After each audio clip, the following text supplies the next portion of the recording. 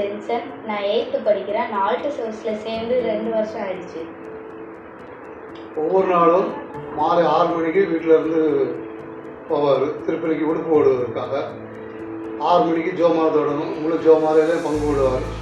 6 மணிக்கு திருப்பதி, முழு திருப்பதியிலையும் ஒவ்வொரு நாளும் கலந்து கொள்வார். அவருடைய சிறப்பான பணியை செய்கிறதுக்காக ஒவ்வொரு நாளும் போவார். அது மாதிரி வீட்லேயும் ஒவ்வொரு நாள் ஜோம் சொல்லுவோம். நாங்கள் குடும்ப ஜோம் சொல்லுவோம்.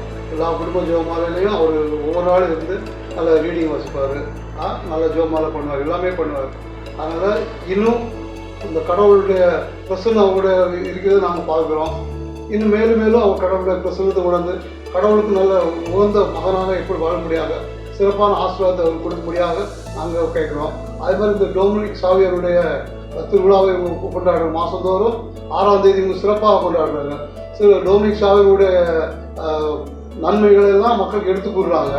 அவர் அதாவது கருத்து குழந்தை இல்லாதவர்களுக்கு பாதுகாப்பாக இருக்கிற டொமினிக் சாவியருடைய திருவிழாவை சீரும் சிறப்பாக செய்து கொண்டிருக்க இந்த டொமினிக் சாவியர் இளைஞர்களுக்கு எங்களுடைய மனமார்ந்த நன்றியை தெரிவித்துக் கொள்கிறோம். பலிபீட சிறுவராக பணியில் சேர்ந்ததுக்கு அப்புறம் வீட்டில் நல்ல ஒழுக்கமாக இருந்துக்கிறாப்புல. நடுவே நல்ல ஒழுக்கமாக தான் இருப்பார். இப்பவும் நல்ல ஒழுக்கமாக இருக்கிறாரு. நல்ல கோயிலுக்கு போகணும், கோயிலுடைய காரியங்கள் எல்லாம் ஈடுபடணும்.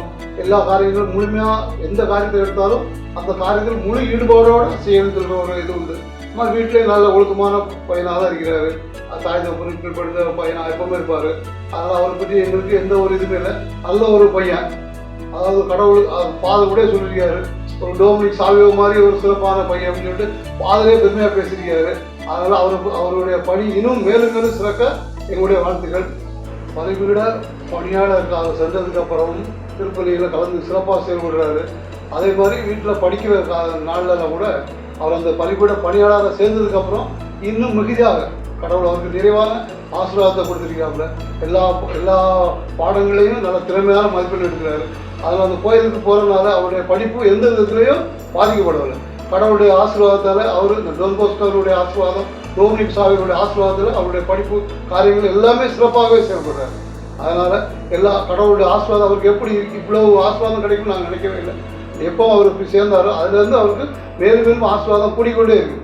அதுக்காக இறைவனுக்கு நன்றி செலுத்தி இதை பிடித்து படிக்கிறோம். ஒவ்வொரு மாதம் 6ஆம் தேதி டொமினிக் சாவியருடைய திருவிழாவை கொண்டாடுறாங்க. அனைவருக்கும் டொமினிக் சாவியருடைய வாழ்த்துக்களை தெரிவித்துக் கொள்கிறோம்.